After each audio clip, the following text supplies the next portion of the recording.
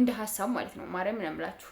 ያ መኪናነቱ በጣም ብራንድ መኪና ነው። በጣም ማለት ነው ከምላችሁ በላይ መኪናው ብራንድ መኪና ነው። ማርያምን ከቻልኩ እንትን አድርጌ ምን ያህል እንትን እንደሚል ምናምን የሚመጣ ከዛ የደላላ አለ የምን አለ በጣም ብዙ ብር ነው። በጣም በጣም ከምላችሁ በላይ ማለት ነው። ግን ለመጀመሪያው ጊዜም ስለሆነ መኪና ስትነዳ ለመጀመሪያው ጊዜ ነው። ከቡርኬ መኪና ይበልጣል። እንግዲህ መኪናው እንደዚህ ዙሮ ስላላያችሁት ነው እንጂ ፊቱን ብቻ ስላያችሁ እንጂ የነዚህ ሞዴሎች መኪና በጣም ትልቆች ናቸውና አነስ ያለ መኪና ቢሆንላት ለሃይሚ ቤት ትናንሾች አሉ አይደለ?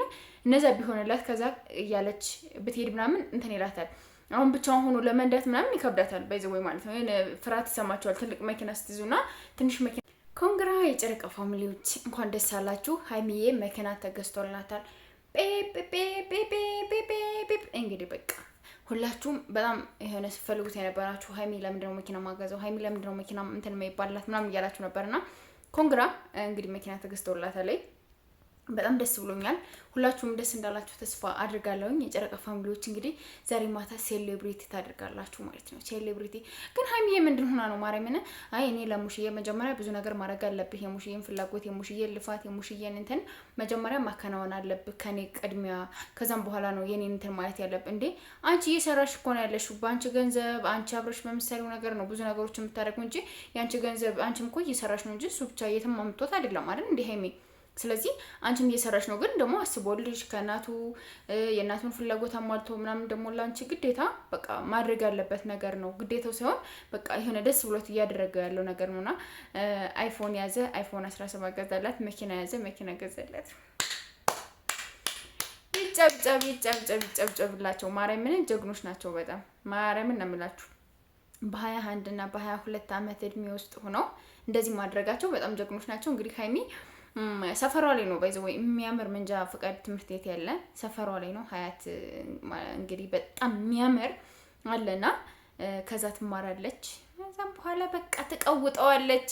እንግዲህ በኋላ ብሎግ ሃይሚ ቪዲዮ ምሰሪልን መኪና ውስጥ ሆነሽ ነው መግቢያ ምሰሪልን ማለት ነውና በጣም ደስ ይላል። ቡርኬ ጀግና ነህ፣ ጎበዝ ነህ።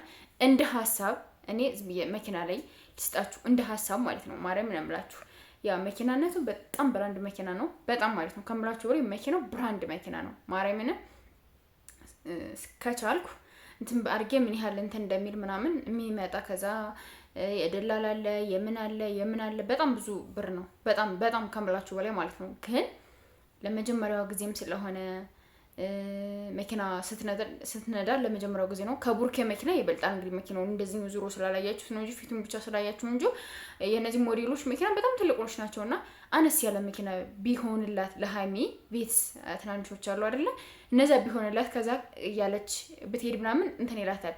አሁን ብቻውን ሆኖ ለመንዳት ምናምን ይከብዳታል። ባይዘው ማለት ነው ፍርሃት ይሰማቸዋል። ትልቅ መኪና ስትይዙና ትንሽ መኪና ስትይዙ አንድ አይደለም ያላችሁ ኮንፊደንስ ምናምን ማለት ነውና ፍርሃት እንዳይሰማት አነስ ያለ መኪና ኑሮ ቢሆን እንደ ሀሳብ አሪፍ ነው ብዬ አስባለሁ። እናንተስ ምን ትላላችሁ? ይሄ የራሴ ሀሳብ ነው እንጂ የማንም አይደለም።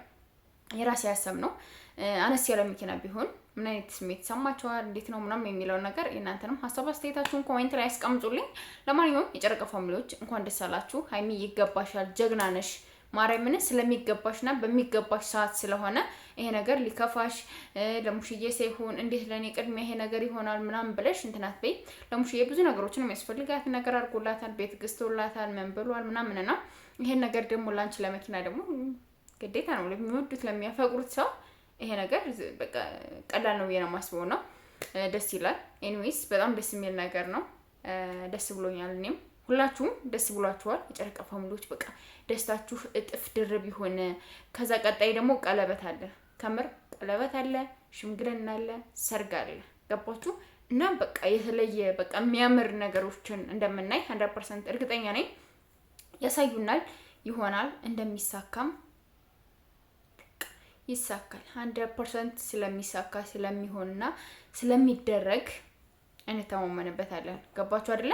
ብሩኬ ላይ ባይዘው ብሩኬ የወሬ ሰው አይደለም። ብሩኬ ዝም እንደዚህ ነው እንደዛ ነው ምናምን የሚል ሰው አይደለም። ብሩኬ በጣም ጎበዝና በጣም ጀግና፣ በጣም ስማርት፣ በጣም ነገሮችን በደንብ አድርጎ አንደርስታንድ የሚያደርግ ሰው ነውና ሃይሚዬ ኮንግራ። የጨረቃ ፋሚሊዎችን ኮንግራ ብያቸዋለሁ። ለማንኛውም ላይክ፣ ሰብስክራይብ ያርጋችሁ ቤተሰብ እንድትሆኑ በትህትና ጋብዛችኋለሁ። ባይ ባይ።